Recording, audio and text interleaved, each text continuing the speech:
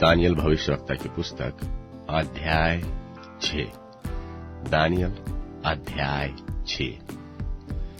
दारा को यह अच्छा लगा कि अपने राज्य के ऊपर 120 ऐसे अधिपति ठहराए जो पूरे राज्य में अधिकार रखे, और उनके ऊपर उसने 3 अध्यक्ष जिनमें से दानियल एक था, इसलिए ठहराए कि ये उन अधिपतियों से लेखा लिया करें और इस रीति राजा की कुछ हानि न होने पाए।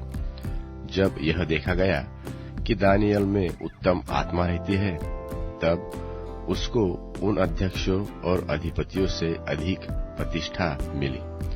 वरन राजा यह भी सोचता था कि उसको सारे राज्य के ऊपर ठहराऊंगा। तब अध्यक्ष और अधिपति दानियल के विरुद्ध राज्य कार्य के विषय में दोष ढूंढने लगे, परंतु वह तो विश्वास योग्य था और उसके काम में कोई भूल व दोष न निकला, इसलिए वे ऐसा कोई अपराध व दोष पा न सके। तब वे लोग कहने लगे, हम उस दानियल के परमेश्वर की व्यवस्था को छोड़ और किसी विषय में उसके विरुद्ध कोई दोष न पा सकेंगे। तब वे अध्यक्ष और अधिपति राजा के पास उतावली से आए और उससे कहा, हे राजा दारा, तू युग युग जीवित रहे। राज्य के सारे अध्यक्षों ने और हाकिमों, अधिपतियों, न्यायियों और गवर्नरों ने भी आपस में सम्मति की है कि राजा ऐसी आज्ञा दे और ऐसी कड़ी आज्ञा निकाले कि 30 दिन तक जो कोई, हे राजा, तुझे छोड़ किसी और मनुष्य से व देवता से विनती करे, वह सिंहों की मांद में डाल दिया जाए। इसलिए अब हे राजा ऐसी आज्ञा दे और इस पत्र पर हस्ताक्षर कर, जिससे यह बात मादियों और फारसियों की अटकल व्यवस्था के अनुसार अदल बदल न हो सके। तब राजा दारा ने उस आज्ञा पत्र पर हस्ताक्षर कर दिया। जब दानियल को मालूम हुआ कि उस पत्र पर हस्ताक्षर किया गया है, तब वह अपने घर में गया, जिसकी उपरोटी कठोरी की खिड़कियां यरूशलेम के सामने खुली रहती थी, और अपनी रीति के अनुसार जैसा वह दिन में 3 बार अपने परमेश्वर के सामने घुटने टेककर प्रार्थना और धन्यवाद करता था, वैसा ही तब भी करता रहा। तब उन पुरुषों ने उतावली से आकर दानियल को अपने परमेश्वर के सामने विनती करते और गिड़गिड़ाते हुए पाया। सो वे राजा के पास जाकर उसकी आज्ञा पत्र के विषय में उससे कहने लगे कि हे राजा, क्या तूने ऐसी आज्ञा पत्र पर हस्ताक्षर नहीं किया कि 30 दिन तक जो कोई मुझे छोड़ किसी मनुष्य व देवता से विनती करेगा, तो वह सिंहों की मांद में डाल दिया जाएगा? राजा ने उत्तर दिया, हाँ, मादियों और फारसियों की अटकल व्यवस्था के अनुसार यह बात स्थिर है। तब उन्होंने राजा से कहा, यहूदी बंधुओं में से जो दानियल है, उसने, हे राजा, न तो तेरी ओर कुछ ध्यान दिया और न तेरे हस्ताक्षर किए हुए आज्ञा पत्र की ओर। वह दिन में 3 बार विनती किया करता है। यह वचन सुनकर राजा बहुत उदास हो गया और दानियल के बचाव के उपाय सोचने लगा और सूर्य के अस्त होने तक उसके बचाने का यत्न करता रहा। तब वे पुरुष राजा के पास उतावली से आकर कहने लगे, हे राजा, तू जान रख कि मादियों और फरीसियों में यह व्यवस्था है कि जो जो मनाही व आज्ञा राजा ठहराए, वह नहीं बदल सकती। तब राजा ने आज्ञा दी और दानियल लाकर सिंहों की मांद में डाल दिया गया। उस समय राजा ने दानियल से कहा, तेरा परमेश्वर जिसकी तू नित्य उपासना करता है, वही तुझे बचाएगा। तब एक पत्थर लाकर उस गड्ढे के मुंह पर रखा गया और राजा ने उस पर अपनी अंगूठी से और अपने प्रधानों की अंगूठियों से मुहर लगा दी कि दानियल के विषय में कुछ बदलने न पाए।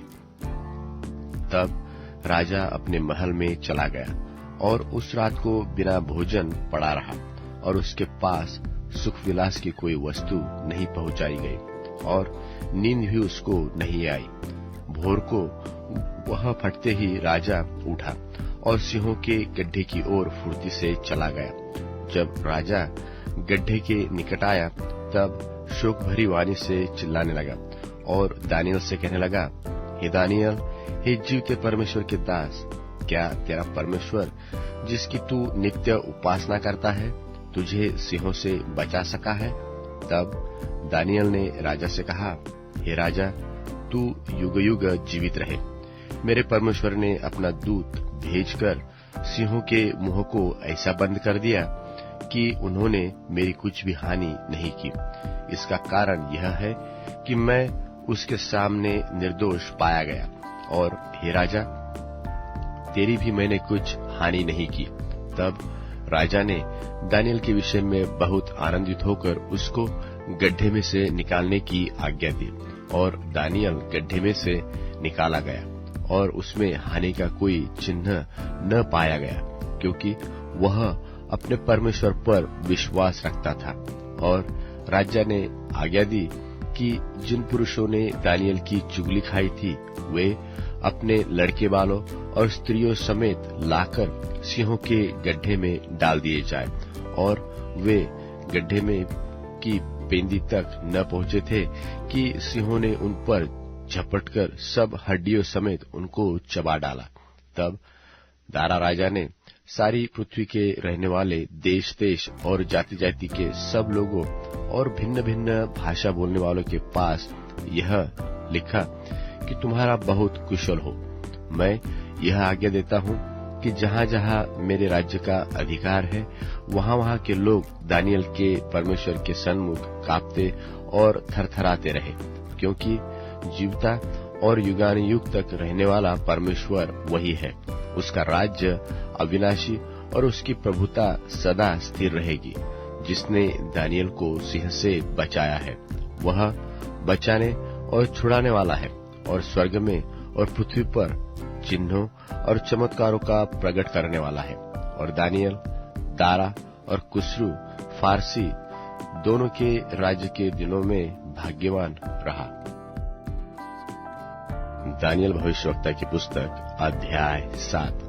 दानियल अध्याय 7। बाबुल के राजा बेलशस्सर के पहले वर्ष में दानियल ने पलंग पर स्वप्न देखा। तब उसने वह स्वप्न लिखा और बातों का सारांश भी वर्णन किया। दानियल ने यह कहा कि मैंने रात को यह स्वप्न देखा कि महासागर पर चौमुखी आंधी चलने लगी। तब समुद्र में से 4 बड़े बड़े जीव जो एक दूसरे से भिन्न थे निकल आए। पहला जानवर सिंह के समान था और उसके उकाब के से पंख थे और मेरे देखते देखते उसके पंखों पर नोचे गए और वह भूमि पर से उठाकर मनुष्य की नाई पांव के बल खड़ा किया गया और उसको मनुष्य का हृदय दिया गया। फिर मैंने एक और जीव देखा जो रीछ के समान था और एक पांजर के बल उठा हुआ था और उसके मुंह में दांतों के बीच 3 पसूली थी और लोग उससे कह रहे थे कि उठकर बहुत मांस खा। इसके बाद मैंने दृष्टि की और देखा कि चीते के समान एक और जीव जंतु है जिसकी पीठ पर पक्षी के से 4 पंख है और उस जंतु के 4 सिर है और उसको अधिकार दिया गया। फिर इसके बाद मैंने स्वप्न में दृष्टि की और देखा कि चौथा एक भयंकर और डरावना और बहुत ही सामर्थी जीव है और उसके लोहे के बड़े बड़े दांत हैं। वह सब कुछ खा डालता है और चूर चूर करता है और जो बच जाता है उसे पैरों से रौंदता है और वह पहले सब जानवरों से भिन्न है और उसके 10 सींग हैं। मैं उन सींगों को ध्यान से देख रहा था तो क्या देखा कि उनके बीच एक और छोटा सा सींग निकला और इसके बल से उन पहले सींगों में से 3 उखाड़े गए। फिर मैंने क्या देखा कि इस सिंह में मनुष्य की सी आंखें और बड़ा बोलने वाला मुंह भी है। मैंने देखते देखते अंत में क्या देखा कि सिंहासन रखे गए हैं और कोई अति प्राचीन विराजमान हुआ, जिसका वस्त्र हिम सा उजल और सिर के बाल निर्मल ऊन सरीखे हैं। उसका सिंहासन अग्निमय और इसके पहले धधकती हुई आग के से देख पड़ते हैं। उस प्राचीन के सन्मुख से आग की धारा निकलकर बह रही है। फिर हजारों लोग उसकी सेवा टहल कर रहे हैं और लाखों लाख लोग उसके सामने हाजिर हैं। फिर न्यायी बैठ गए और पुस्तकें खोली गई। उस समय उस सिंह का बड़ा बोल सुनकर मैं देखता रहा और देखते देखते अंत में क्या देखा कि वह जानवर घात किया गया और उसका शरीर धधकती हुई आग से भस्म किया गया और रहे हुए जंतुओं का अधिकार ले लिया गया, परंतु उनका प्राण कुछ समय के लिए बचाया गया। मैंने रात में स्वप्न में दृष्टि की और देखा कि मनुष्य के संतान सा कोई आकाश के बादलों समेत आ रहा है और वह उस अति प्राचीन के पास पहुंचा और वे उसको उसके समीप लाए।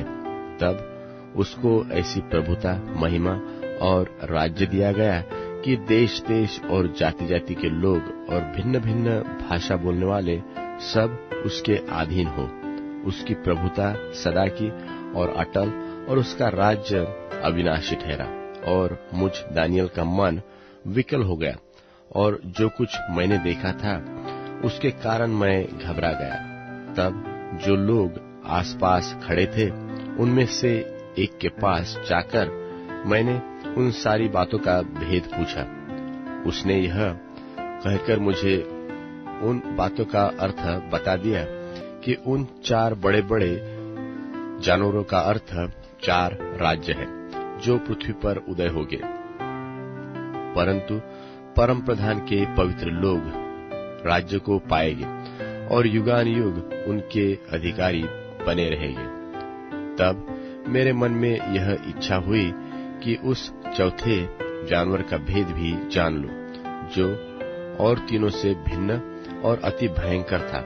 उसके दांत लोहे के और नख पीतल के थे। वह सब कुछ खा डालता और चूर चूर करता और बचे हुओं को पैरों से रौंद डालता था। फिर उसके सिर के 10 सिंगों का भेद और जिस ओर सिंग के निकलने से 3 सिंग गिर गए, अर्थात जिस सिंग की आंखें और बड़ा बोलने वाला मुंह और सब और सिंगों से अधिक भयंकर था, उनके भी भेद जानने की मुझे इच्छा हुई। और मैंने देखा था कि वह सिंह पवित्र लोगों के सब लड़ाई करके उन पर उस समय तक प्रबल भी हो गया, जब तक कि वह अति प्राचीन न आ गया और परम प्रधान के पवित्र लोग न्यायी न ठहरे और उन पवित्र लोगों के राज्याधिकारी होने का समय न आ पहुंचा। उसने कहा, उस चौथे जानवर का अर्थ एक और चौथा राज्य है जो पृथ्वी पर होकर और सब राज्यों में भिन्न होगा और सारी पृथ्वी को नाश करेगा और दाव दाव कर चूर करेगा। और उन 10 सिंगों का अर्थ यह है कि उस राज्य में से 10 राजा उठेंगे और उनके बाद उन पहलों से भिन्न एक और राजा उठेगा जो 3 राजाओं को गिरा देगा और वह परम प्रधान के विरुद्ध बातें करेगा और परम प्रधान के पवित्र लोगों को पीस डालेगा और समयों और व्यवस्था के बदल देने की आशा करेगा, वरन 3.5 काल तक वे सब उसके वश में कर दिए जाएंगे और न्यायी बैठेंगे। तब उसकी प्रभुता छीनकर मिटाई और नाश की जाएगी, यहाँ तक कि उसका अंत ही हो जाएगा। तब राज्य और प्रभुता और धरती पर के राज्य की महिमा परम प्रधान ही की प्रजा अर्थात उसके पवित्र लोगों को दी जाएगी। उसका राज्य तो सदा का राज्य है और सब प्रभुता करने वाले उसके अधीन होंगे और उसकी आज्ञा मानेंगे। इस बात का वर्णन तो मैं अब तक कर चुका, परंतु मुझ दानियल के मन में बड़ी घबराहट बनी रही और मैं भयभीत हो गया और मैं इस बात को अपने मन में रखे रहा। दानियल भविष्यवक्ता की पुस्तक अध्याय 8। दानियल भविष्यवक्ता की पुस्तक अध्याय 8। बेलशस्सर राजा के राज्य के तीसरे वर्ष में एक बात मुझ दानियल को दर्शन के द्वारा उस बात के बाद दिखाई गई जो पहले मुझे दिखाई गई थी। जब मैं एलाम नाम प्रांत में शूशन नाम राजगढ़ में रहता था, तब मैंने दर्शन में क्या देखा कि मैं उले नदी के किनारे पर हूँ। फिर मैंने आंख उठाकर क्या देखा कि उस नदी के सामने 2 सिंग वाला एक मेढ़ा खड़ा है और सिंग दोनों तो बड़े हैं, परंतु उनमें से एक अधिक बड़ा है और जो बड़ा है वह दूसरे के बाद निकला।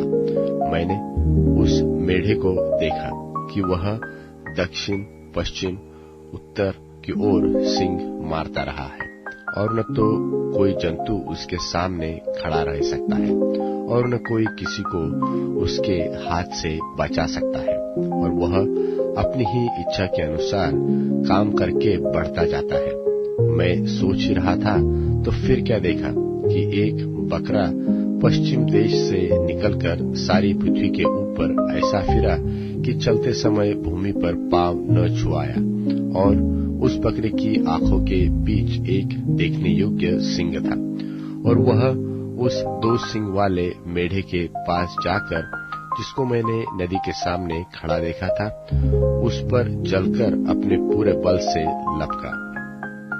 मैंने देखा कि वह मेढ़े के निकट आकर उस पर झुंझलाया और मेढ़े को मारकर उसके दोनों सिंगों को तोड़ दिया, और उसका सामना करने को भेड़े का कुछ भी वश न चला। तब बकरे ने उसको भूमि पर गिराकर रौंद डाला और मेढ़े को उसके हाथ से छुड़ाने वाला कोई न मिला। तब बकरा अत्यंत बढ़ाई मारने लगा, और जब बलवंत हुआ तब उसका बड़ा सिंग टूट गया और उसकी संति देखने योग्य 4 सिंग निकलकर चारों दिशाओं की ओर बढ़ने लगे। फिर इनमें से एक सिंग से एक छोटा सा सिंग और निकला, जो दक्षिण पूरब और शिरोमणि देश की ओर बहुत ही बढ़ गया, वरन वह स्वर्ग की सेना तक बढ़ गया, और उसमें से और तारों में से भी कितनों को भूमि पर गिराकर रौंद डाला, वरन वह उस सेना के प्रधान तक भी बढ़ गया, और उसका नित्य होम बलि बंद कर दिया गया, और उसका पवित्र वास स्थान गिरा दिया गया, और लोगों के अपराध के कारण नित्य होम बलि के साथ सेना भी उसके हाथ में कर दी गई, और उस सिंग ने सच्चाई को मिट्टी में मिला दिया, और वह काम करते करते कृतार्थ हो गया। तब मैंने एक पवित्र जन को बोलते सुना। फिर एक और पवित्र जन ने उस पहले बोलने वाले से पूछा कि नित्य होम बलि और उजाड़ने वाले अपराध के विषय में जो कुछ दर्शन देखा गया वह कब तक फलता रहेगा, अर्थात पवित्र स्थान और सेना दोनों का रौंदा जाना कब तक होता रहेगा। उसने मुझसे कहा, जब तक सांझ और सवेरा 2300 बार न हो तब तक वह होता रहेगा, तब पवित्र स्थान शुद्ध किया जाएगा। यह बात दर्शन में देखकर मैं दानियल इसके समझने का यत्न करने लगा। इतने में पुरुष का रूप धरे हुए कोई मेरे सन्मुख खड़ा हुआ देख पड़ा। तब मुझे उले नदी के बीच से एक मनुष्य का शब्द सुन पड़ा, जो पुकार कर कहता था कि हे जिब्राइल, उस जन को उसकी देखी हुई बातें समझा दे।